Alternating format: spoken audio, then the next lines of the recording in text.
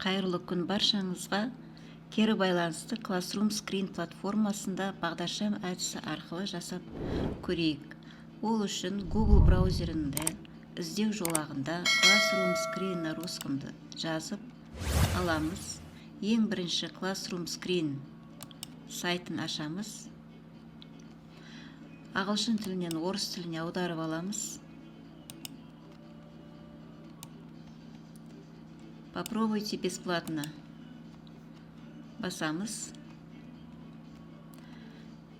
Экранда осындай терезе ашылады. Төменгі бөлігінде бірнеше шаблондар бар.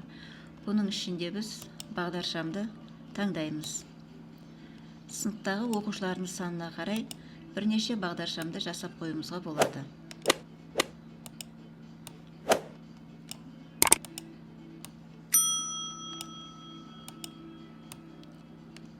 Және осы әр бағдаршамның төменгі жағына текст құралын қолданып, оқушылардың атын жазып қоюымызға болады. Мысалы, бірінші бағдаршам Алихан есімді оқушымыздың кері байланыс беретін бағдаршамы болып табылады.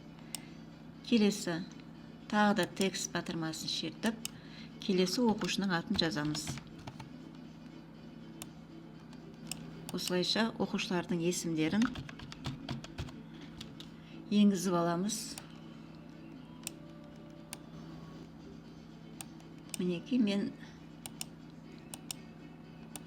оқушыларымның есімдерін әр бағдаршамның тұсына жазып қойдым.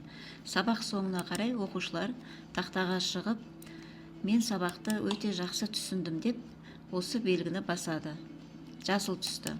Келесі оқушы сары түсті басады. Мен ойынша түсінбедім, мен өте жақсы түсіндім деген сияқты осы белгілерді басу арқылы оқушы сабақ туралы кері байланыс бере алады.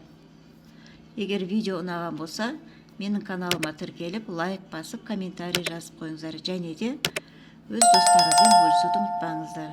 Сау болыңыздар.